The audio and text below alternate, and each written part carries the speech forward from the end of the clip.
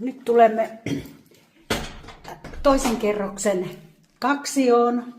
Tässä on ensiksi naulakko, kaapisto, käynti kylpyhuoneeseen ja käytävä, jonka oikealle puolelle jää keittiö, keittonurkkaus, jääkaappipakastin ja välissä seinäke, joka on mahdollista vaikka purkaa poiskin, jos haluaa avokeittiön. Lattiassa parketti. Tässä näemme olohuonetta.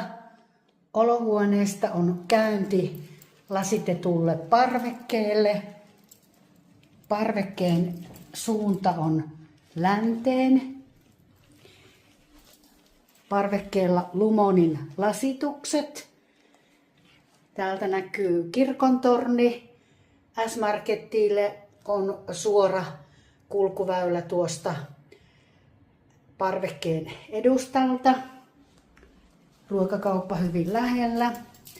Tullaan takaisin olohuoneeseen. Siellä näkyy keittiötä. Ja sitten makuuhuone. Tänne on vaihdettu laminaatit. Seinissä on tapetti, joka on sitten vaihdettavissa mieluiseksi. Ja iso vaatekaapisto. Tässä huoneistossa ei ole vaatehuonetta, mutta tosiaan 5 isoa vaatekaapistoa täällä makuuhuoneessa. Sälekaihtimet ikkunoissa, korvausilmaventtiilit. Jälleen tässä makuuhuone. Keittiö jää vasemmalle.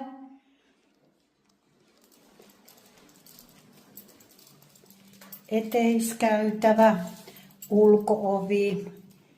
Tähän jää siivouskomero tähän naulakkokaapiston oikealle puolelle. Sitten kurkataanpa kylpyhuoneeseen.